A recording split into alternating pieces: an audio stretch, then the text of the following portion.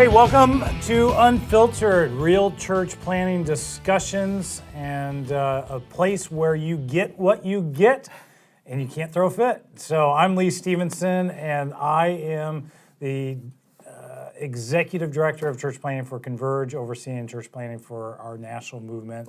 Along with me, my co-host, this is Danny. And Danny, say hi. Hello everyone, Danny Parmelee here. I work with church planners in Converge Mid-America, our Mid-America region, and excited to be here. Yeah, we left off the last episode talking about key questions that church planters have a tendency to wrestle with. And we talked specifically through 3 of kind of 5 key questions. So we've talked through how do I get paid? You know, when a planter goes through an assessment process, they decide, yes, got a green light, we're going forward. There's always that gulp, like, oh no, now it gets real, and how are we going to make money? Second key question was, how do I make that transition? And whether or not you're on staff or even out of the corporate world, making that transition is important. And then also we talked a little bit, finished off last episode talking about how this affects the family dynamics and some key things to think through when it comes to your marriage and even the relationship that you have with your kids and protecting that relationship as well. I want to pick up, Danny, where we left off, and I want us to begin talking a little bit about tribal alignment. In other words, one of the questions that a lot of planters have to wrestle through is, will I have a tribe? In other words, who should I pair up with? Should I pair up? Is this something I want to go on my own and do? I know more recent, we've heard it put this way, that there's kind of a NASCAR way of planting. That, in other words, we want to see how many stickers that we can put on the car and kind of show our sponsors. In other words, why don't you get us going, talking a little bit about tribal alignment, advantages, disadvantages, and why somebody may want to lean that way. Yeah, I think the first question that guys are kind of asking is if at all they'll be involved in a tribe or if not. And church planters kind of by nature, they're kind of the cowboys and pioneers, and you're church planting because you want to kind of blaze your own trail and cut your own path. And so for some of them, they feel that the greatest freedom that they can have is to not be a part of any network or denomination or sponsor or tribe. That way they can just do absolutely anything that they want. And there's maybe a little bit of an appeal to that. I think that it's less and less now, though, that we're seeing that. More guys are seeing that those that align with a tribe, with a network or denomination, are actually planting stronger and healthier churches. And so because they're aware enough to say, well, I want to be as fruitful and as successful as possible, there's probably something to this. And of course, I mean, we're totally biased in the sense that we're Converge, we're a tribe, and so guys that are saying, hey, I want to make it alone, I'm even at the point of saying, like, hey, even if it is not Converge, you really ought to think of doing this. The small advantage that you may have from complete freedom is nothing in comparison to actually having people come around you and support you and really kind of walk this journey with you. So I would say, to answer your question directly, why go it alone, it would just be to have complete freedom. The why not is, man, you're going to hit some of those bumps, you're going to hit some of those challenges, and to have a group of people around you that really support you is really, really an important thing. So I think the question then kind of becomes the who. And as I interact with planters, I do tell them, I will say, pick your tribe well. Don't just be chasing after who's going to give you the most money. And maybe it is who you already have relationships with, but maybe it's not as well too. Maybe there's a reason that you're looking for a different tribe. And I'll always say, hey, we would love to have you be a part of Converge, but honestly, what we want most of all is that you're just connected with someone. Yeah. What things do you think planters, if they're leaning towards alignment with a tribe, what are the factors that drive alignment? What are they? What's the grid? Or maybe somebody's not thinking about a grid, but what would be a grid that you think planters should think through when it comes to making that alignment choice? So the 3 that I see most often are theological alignment, model alignment, and money. Why So don't you explain those? So There's going to be those that say, hey, I am, we'll use, for example, I think that Acts 29 is a great example of this. They have theological distinctives, and so there are guys that also have those theological distinctives. So for them, that is the top priority in aligning with a tribe. So they would say, hey, that's going to be the group for me because there's this theological alignment. I know that in this circle, there's going to be agreement, and it is what kind of drives even vision values of the network kind of as a whole.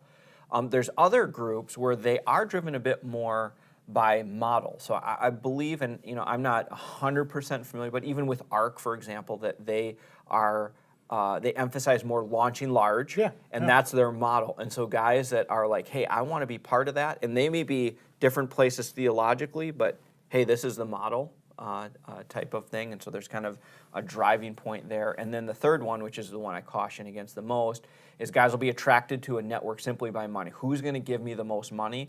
Then say, I don't care what they believe. I don't care what their model is. I just want to go to this network because it has the most money, which I think there's a danger there. It's a part of it.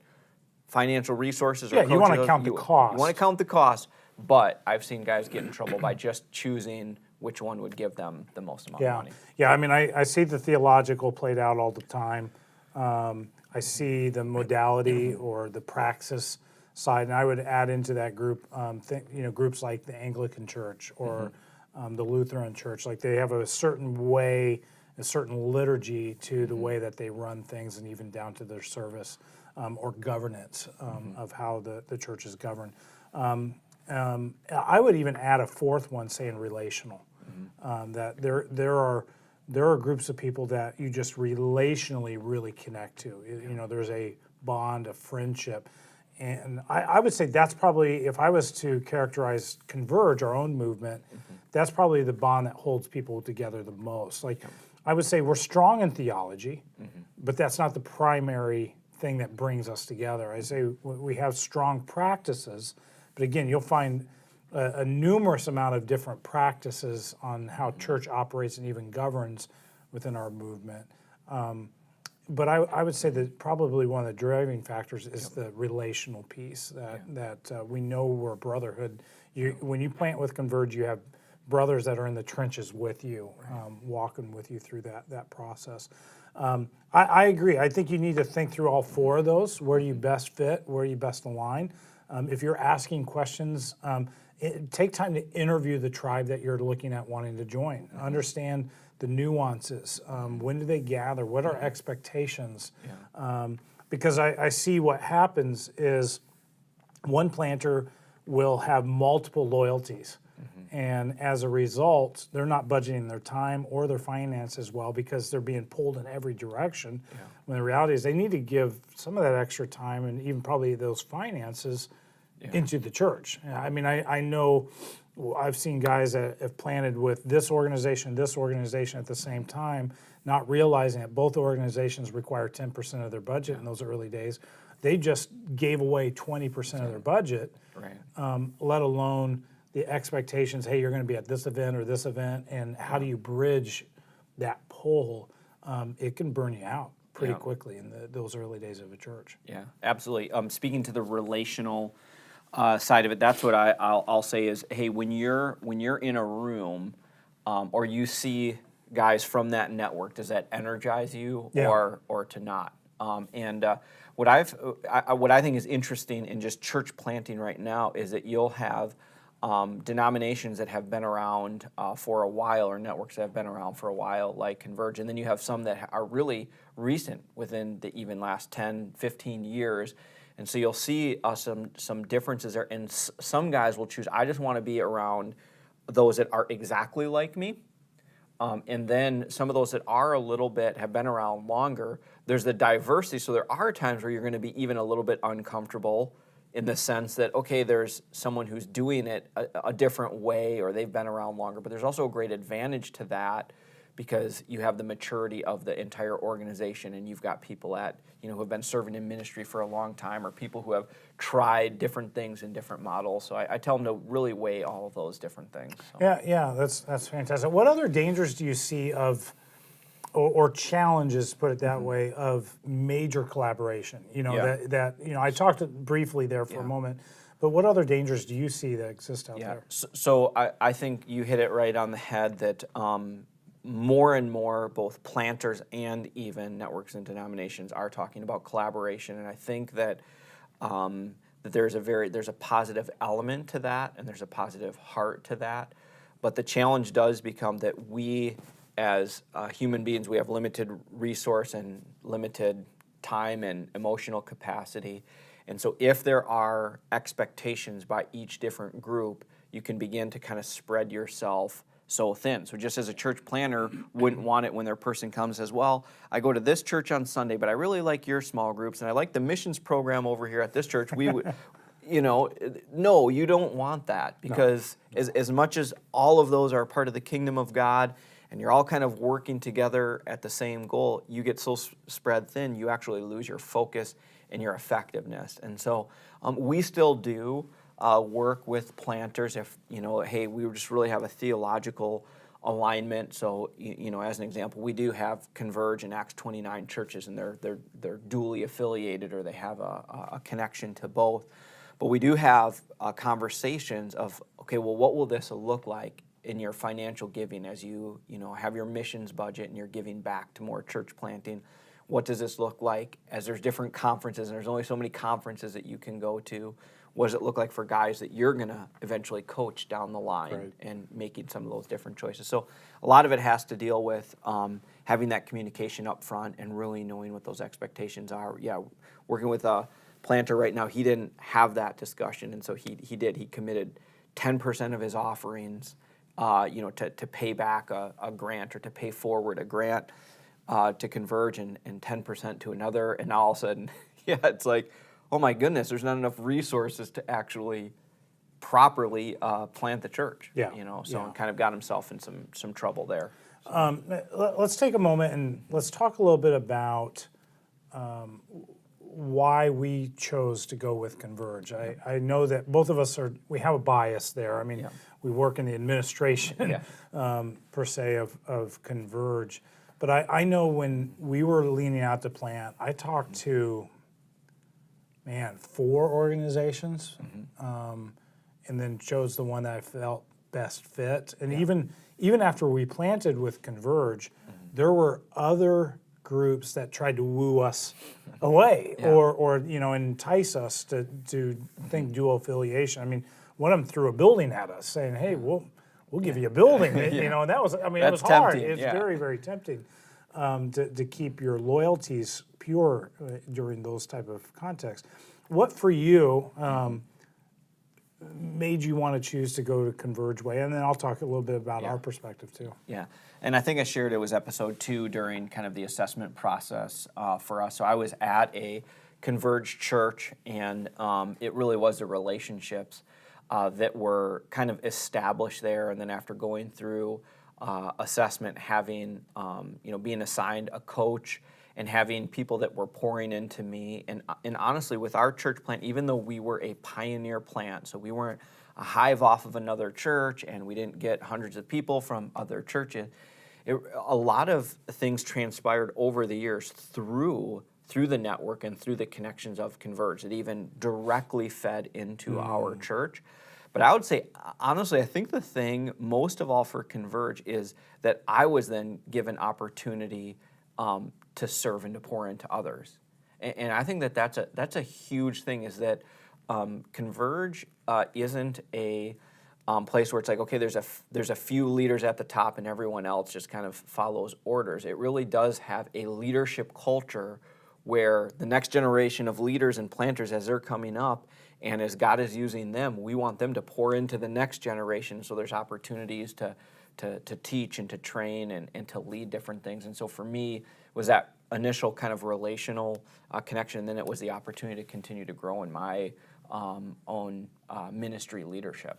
Yeah, no, that's great. I know a lot of similarities there. I think for me too, there was some financial backing, but honestly, there were other groups out there that probably beat the financial backing that we got. But to me, it was the emphasis on coaching, that I had people in my corner that I could pull from and that were working with me and even that I had an assigned coach that walked with me for 5 years into our church plant was incredibly helpful.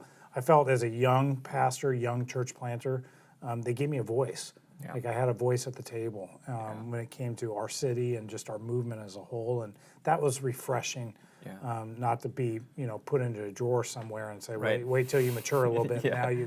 Now you can come and voice your opinion. But I agree that there was strong theology, there was strong commitment, but the brotherhood piece was a thing that I hadn't seen a whole lot of that was very appealing to me. I think that it comes back to when it comes to having these conversations, choosing a tribe, what would you say versus choosing a tribe and going in totally alone? Yeah. I mean, I think I kind of showed my hand on that a little bit before, but man, just doing it alone, it just doesn't make any sense. Don't to me. do it. Don't do it. That's what he's saying. Yeah. As you're having conversations, I think with potential networks or denominations, make sure expectations are very clear. Yeah. You want more than just a verbal. You want to see things in writing, and before you make that commitment, just understand both what your expectation is of them and what their expectation is of you. Yeah, and a lot of them should have covenants. So basically, things that you sign that this is what you can expect from them and what they kind of expect from you. Perfect. Perfect. The next question, kind of wrapping up our key questions piece, is what will be the most difficult challenge? I mean, most planters understand the reality that, hey, this is going to be great. There's an adventure, but with every adventure, there are going to be obstacles. Knowing what those obstacles are ahead of time can be very, very helpful. I've found that I believe that there are 3 obstacles or challenges that every church planter will face in their planting time. One being they're going to walk through some type of personal challenge or crisis. They're going to go through a financial crisis. And I think that hits both at the corporate level of the church, but also personally at the family level of the planter. And I like to tell guys, hey, just know you're going to face shortfalls, both financially from a personal in your home, but also the church. That's normal. Because I think a lot of guys, when they face that, they feel like they're a failure, or they feel like we're not making it. Maybe we did something wrong. Sometimes maybe you did do something wrong, but you also need to understand that's just par for the course. Like this is normal things that every planter faces. And then also you're going to face some type of leadership crisis. Any of those specifically that you want to maybe hit upon that you saw and experienced in your own planting? Yeah, so I would say especially the leadership one, and the reason I think that sticks out to me is because it's probably the most personal. Where the other one's like, oh, financial, there's not enough money there, and it's like there's never enough money there type of thing. But yeah, I think leadership, because it's personal. So when you are just investing your life and you are so tied to it, and you're beginning to raise up other disciples and raise up other leaders, and when you begin to experience any sort of backlash, which will happen, I think it's part of the sin nature, it's a part of human nature, it's a part of spiritual warfare. It honestly is. And when you begin to kind of experience that, which a lot of times can come within the first couple years of church planting, and it might have even been that person that was your right-hand person, and then all of a sudden they want to take things in a different direction, or they're undermining your leadership, it can just be a painful thing, and to lead to lots of hard decisions. Yeah. So. And I think you hit upon a key thing there, Danny, that sometimes I think we can undersell, or we don't give enough recognition or respect to the fact that what we're heading into is a very spiritual thing, and that there will be a spiritual battle involved, that we will have spiritual obstacles that we're going to face, because this is on the front lines of that battle. And I think it's easy sometimes to undersell that point. Now, it's not something to be scared of, but you need to have a healthy understanding when you go into this. You're going to face obstacles that come from complete left field that you had no idea it was going to be there. And the reality is spiritual in nature. Yeah.